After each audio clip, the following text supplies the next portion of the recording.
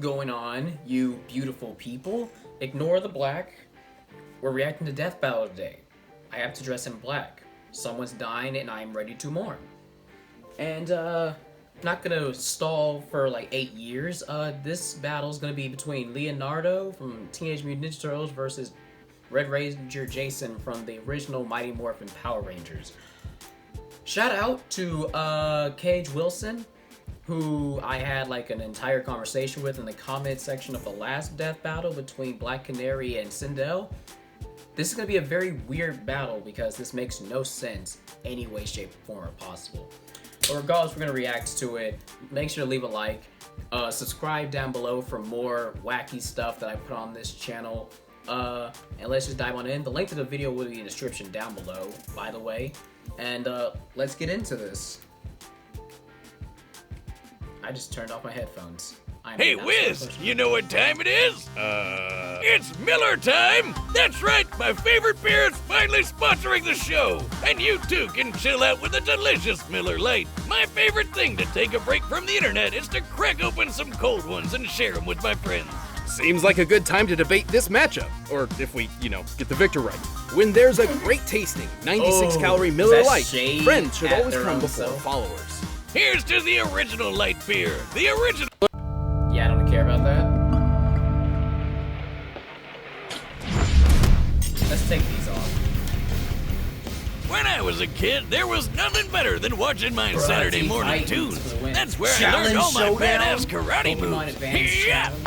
The 80s and 90s certainly gave us some memorable characters and epic playground rivalries. What? Like Leonardo, head honcho of the Teenage Mutant Ninja Turtles.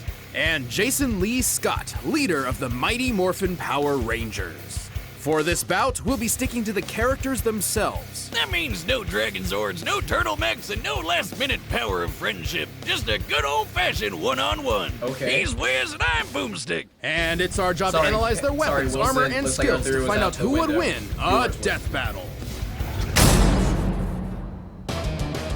From the vastness of space to the eerie depths of the ocean, few places remain as mysterious and unknown as the New York City sewer system. Anything could be down there. Killer alligators, mole people, or even Teenage Mutant Ninja Turtles.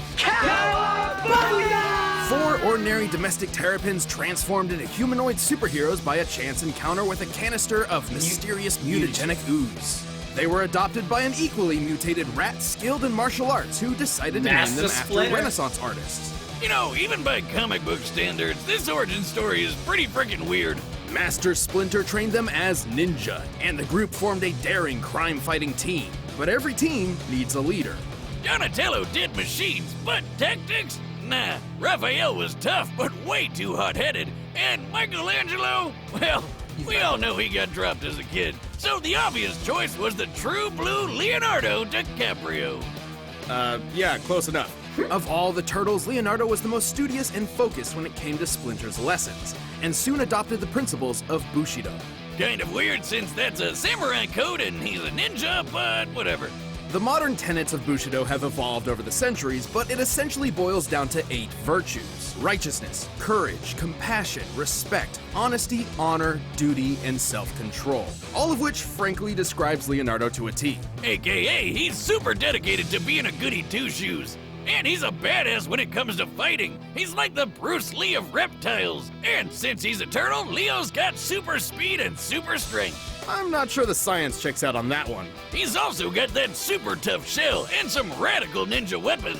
Right, but before we go any further, we should address that there are multiple iterations of Leonardo across different media and timelines. Which one are we going with? As none of them can really be considered the main one, we're taking all standard versions into account, or anything that's reasonable, consistent, or viable across his multiple histories. Okay. So we're not including anything that's too out of the ordinary, like those weird double mutations or that time he became a goddamn dragon. Wait, I mean, what? good on you, Leo, but that's a little out of your typical wheelhouse. Leonardo is a master of Miten Ichiryu, a Japanese fighting style using twin katana.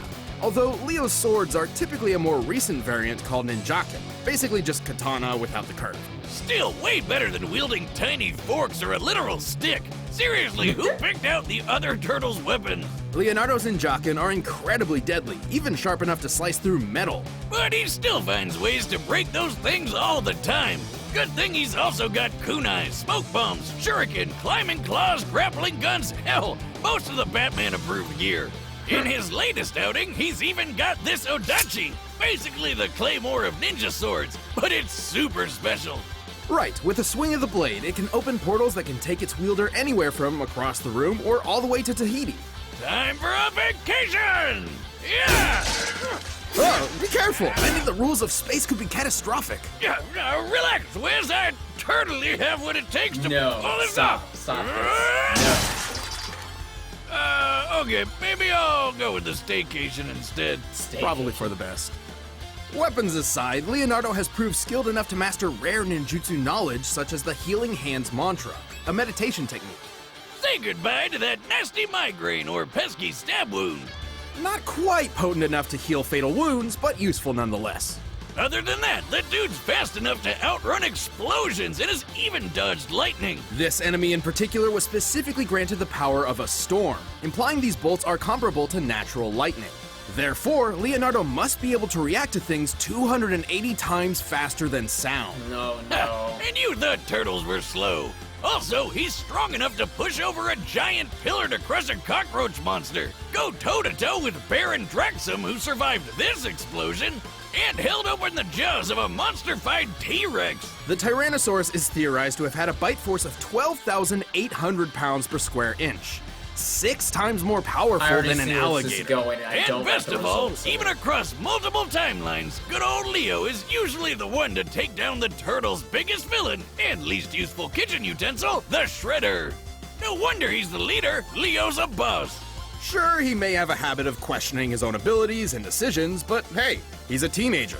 Par for the course. One thing's for sure, he's a mean, green fighting machine who's always up for a shell of a good time. Tastes cold steel! Alright, what we got, Jason? After 10,000 years, the evil interstellar witch Rita Repulsa was finally released from her long-standing prison. Which, and I need to point this out, was an actual space dumpster. Gross. No wonder she was so pissed off that she decided to attack Earth on the spot.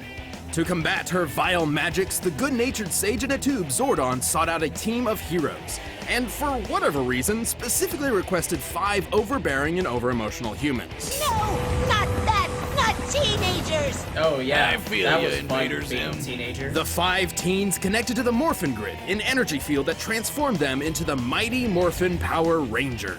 Go, go, Power Rangers! I never get tired of doing that. Yeah. And if that wasn't cool enough, each ranger was bonded to a giant robot dinosaur.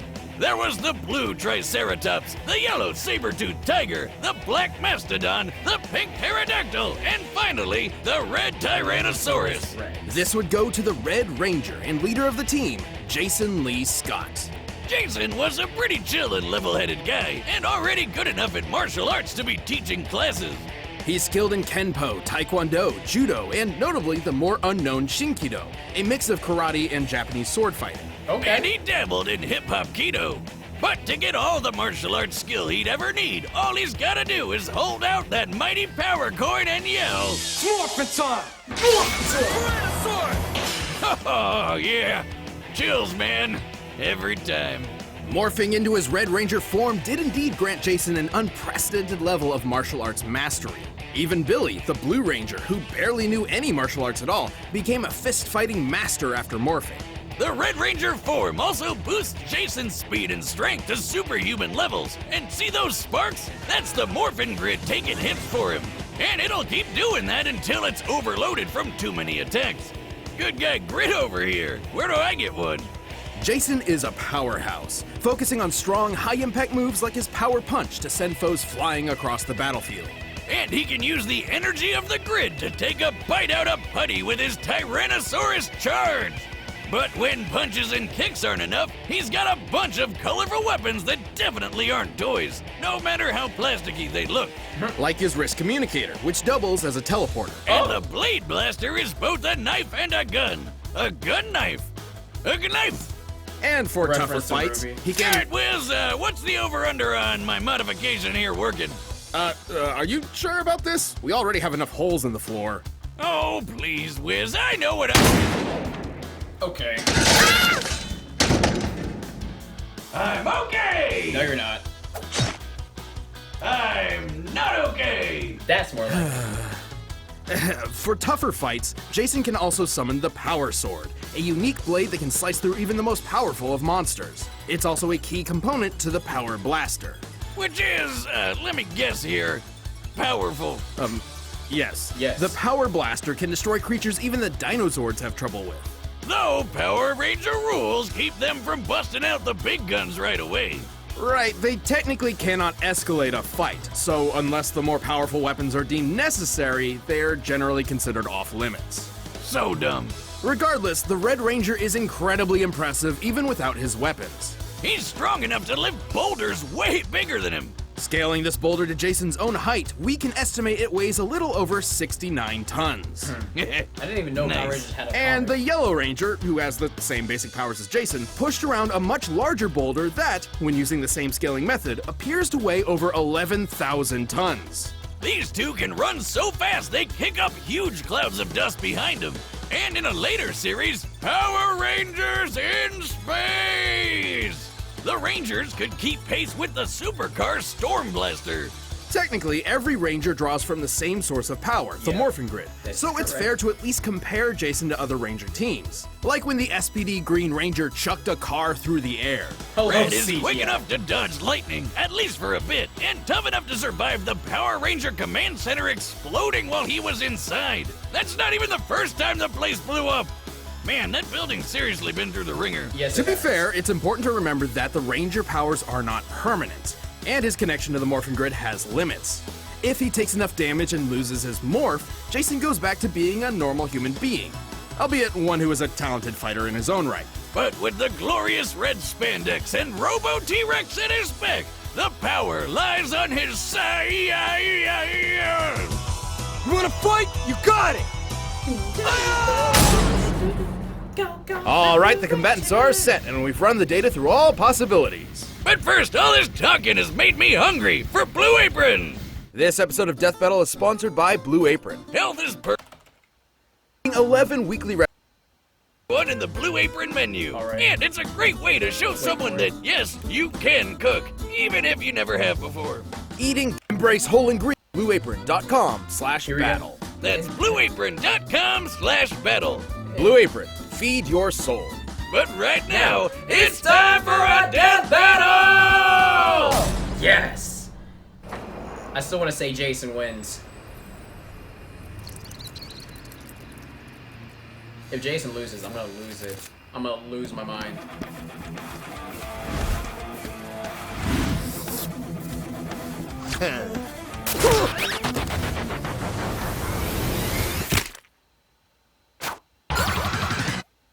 Dude! Sorry, I'm late for... One of Frida's monsters! Who? Give me a break. You're the monster for ruining my pizza. Time to take out the trash. It's morphin' time! Alright, run. Don't count me out yet!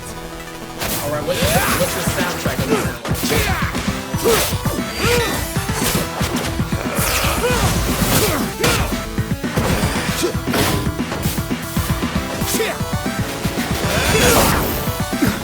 That's turtle power! Power sword! Okay. Run Don't that. blame me for not being impressed! Really, dude?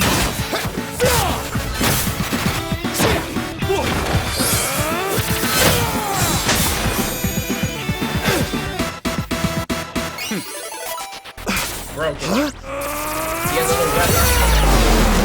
Audacious. The healing hand thing. Cheap shot! Rin Kyo Tosha Kai Jin Retsu Saisen. What are you doing down there? What the? Oh, the Odachi. Sorry, tights. I'm all healed up. Behold the immortal turtle! That's bogus! Now the teleport. I love being a turtle!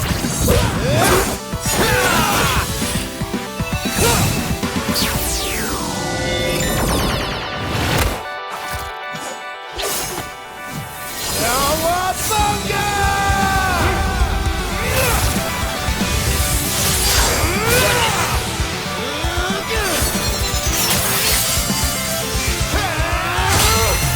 Come on, Jason.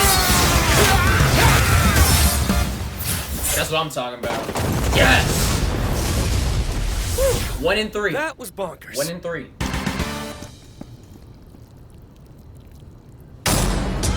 KO! Looks like Leo totally didn't see that coming.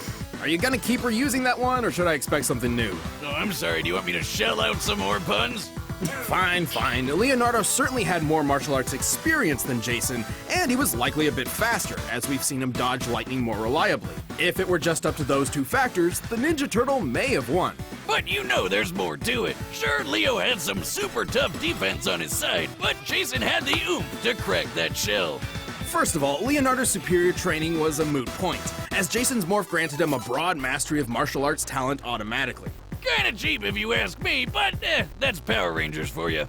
But let's talk numbers. Giving Leonardo the benefit of the doubt, we scaled his level of toughness to his recurring villain Baron Draxum. Who's fought Leo a bunch of times? Remember how Draxum survived his lab exploding? That's definitely the best durability feat Leo could possibly match. By scaling the lab to the height of the characters, then deducing the size of the explosion itself, its explosive yield must equal about 12 tons of TNT. Pretty impressive, but then we used the same method on the control center exploding while Jason was inside, and it came out to 550 tons of TNT. 45 times greater than Leonardo. So clearly Jason was much tougher, but we still had to find their overall strength. To do that, we compared Leo's bug-crushing pillar to the Rangers bowling with boulders. Using granite as an average potential density and scaling the pillar to Leonardo's height, it appears to weigh about 240 metric tons. Still impressive, but way less than the 11,000-ton boulder. The Red Ranger couldn't just crack that shell, he could make turtle soup out of it. Leonardo held some advantages in speed and skill, making this fight far from one-sided. However, Jason's superior strength, arsenal, and powers quickly turned the tide. His Ranger of abilities does what Leonardo don't. The winner is Jason, the Red Ranger. Yes! Alright, who's the next one? Hey, thanks for watching this episode of Death Battle. If you want the battle music for yourself, you can get it by clicking the link down below. And if you want to watch more stuff, check the boxes right over there. This is the play. Genos? War Machine. Ooh, we got they bring in One Punch Man. Yeah. Ooh. One Punch Man fans, you better get ready. They about to tread into some dangerous territory unless they pull from the manga. Jason won. It wasn't a fluke. Alright. Lovely. Now that I'm happy that the actual outcome was actually correct, let's just say I'm happy. If you enjoyed this video, don't forget to like, comment what I should react to next. Subscribe for more videos, whether it be reaction, gaming, skits, or whatever the crap I put on this channel. And I'm gonna see y'all next time. It's your boy NPC Jackson signing out with ya. Peace.